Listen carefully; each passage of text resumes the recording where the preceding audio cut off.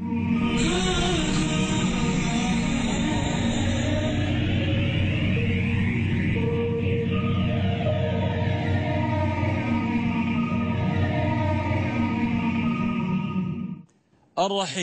صفة من صفات الله عز وجل واسم من أسمائه جل وعز. كيف لا يكون سبحانه رحيم والله عز وجل شانه أنزل هذا الدين لسبب، وما أرسلناك إلا رحمة للعالمين. فالله عز وجل من أسمائه وصفاته أنه رحيم، يجب أن نتفكر بهذا الاسم ولو قليلا. الله عز وجل شانه جعل 100 رحمة، أنزل رحمة واحدة. تصور أن بهذه الرحمة الجزء يتراحم بها حتى الوحوش، حتى البشر، حتى الإنس، حتى الجن. والله عنده سبحانه وتعالى 99 جزءا. أسألكم بالله كيف هذه الرحمة التي عند الله سبحانه وتعالى؟ لهذا من رحمة الله بداية أنه بعث لنا الأنبياء لينقذنا من النار، بعث لنا الكتب ليعلمنا الشريعة، ليعلمنا الدين، ليعلمنا سبحانه كيف نتقرب إليه جل وعز. من رحمته سبحانه وتعالى حتى على هذه الأرض. تصور أن آدم عليه السلام أنزل من الجنة ووجد بيئة صالحة للعيش. تأمل سماء، غيما، مطرا، أرضا، جبلا، واديا. كل هذا من رحمة الله أنه هيأ لنا بيئة خصبة للحياة. من رحمة الله عز وجل شانه أنه أعطاك ما لا تملك. أسألكم بالله من الذي اشترط على ربه جل وعز شانه أن يخرج على الدنيا وعنده عينان؟ من هذا؟ أو أنه يستطيع النطق، أو أنه يستطيع السمع. لا أحد اشترط على ربه، فمن رحمته وهب لنا هذا. الرحيم.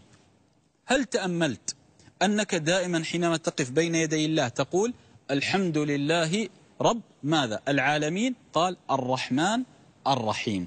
هل تأملت أنك في كل صلاة، في كل ركعة تقول الرحمن الرحيم؟ تعلم لماذا الله عز وجل شانه دائما يسبق الرحمن الرحيم؟ قبل أن أخبرك بهذا وقبل أن أخبرك لماذا الرحمن تسبق الرحيم، تأمل حينما تفتح كتاب ربنا أول ما تقرأ بسم الله الرحمن الرحيم. حتى سليمان عليه السلام حينما أراد أن يغزو ماذا؟ سبأ، وأن يرسل إليهم بكتاب عن طريق الهدهد، أول ما قرأت إنه من سليمان وإنه بسم الله الرحمن الرحيم. رحمة تتجلى فيه جل وعز شانه. إذن ديننا رحمة، وكل شيء في الدين رحمة، حتى العقوبات رحمة. هل تعلم أنك إذا صبت حدا وعوقبت به أنه يكون لك كفارة في الآخرة؟ هل تعلم حتى الذنوب التي ربما تجتاحك فيبتليك الله عز وجل بسببها البلاء رحمة، حتى تلقى الله جل وعز وأنت طاهر؟ أليست هذه من رحمة الله وأنه الرحيم؟ لهذا لماذا دائما الرحمن تسبق الرحيم؟ تأمل معي، من أول، الدنيا أم الآخرة؟ ستقول الدنيا أولا ثم ننتقل إلى الدار الآخرة. الله عز وجل شانه بكل كتابه من سورة الفاتحة حتى الناس كان دائما كلمة الرحمن تسبق الرحيم. فكرت لماذا؟ لأن الدنيا تسبق الآخرة، والله سبحانه في الدنيا رحمن يرحم المؤمن والكافر، يرزق هذا ويرزق هذا، كلا نمد هؤلاء وهؤلاء من عطاء ربك وما كان عطاء ربك محظورا. لهذا الله عز وجل شانه وتقدست أسماؤه جعل رحمن ثم رحيم، لأنه في الدنيا رحمن. أما في الآخرة فقط رحيم سبحانه. لماذا؟ لأنه يرحم فقط أهل الإيمان وأهل الإسلام. لهذا انظر لشريعة الإسلام من ألف إلى يائها. تعلم علم اليقين أن الذي شرع هذا الدين شرعه من باب الرحمة، لا من باب العقاب ولا من باب العبودية، وإنما من باب الرحمة، حتى يأخذك من الظلمات إلى النور، من الجحيم إلى الجنة، من عبادة العبيد إلى عبادة رب العبيد سبحانه وتعالى. لهذا لما تسمع الرحيم اعلم وتذكر أنه يجب عليك أن تتصف بهذا الخلق. لماذا؟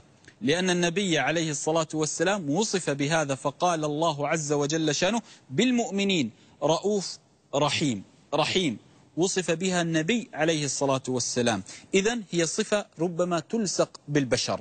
لهذا عليك أن تكن رحيما في قلبك ونفسك وحياتك، حتى مع الخادم، حتى مع نفسك، حتى مع جسدك، في كل شيء.